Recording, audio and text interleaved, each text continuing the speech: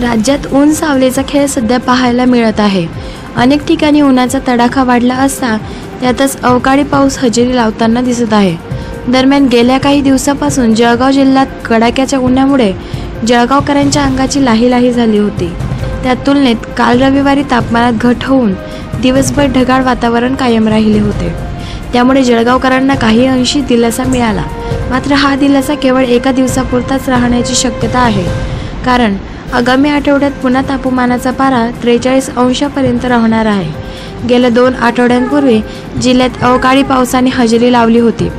आता आठवड्याभरापासून तापमानात वाढ होत असताना रविवारी अचानक वातावरणात बदल होऊन दिवसभर ढगाळ वातावरण निर्माण झाले होते। यामुळे उकाड्याने हैराण झालेल्या जळगावकरांना दिलासा मिळाला। रविवारी जिल्ह्यात पावसाची शक्यता हवामान खात्याने वर्तवली होती। त्यानुसार तुरळक ठिकाणी पावसाच्या सरी बरसल्या। दीपक राठोड यांचा रिपोर्ट DR न्यूज जळगाव।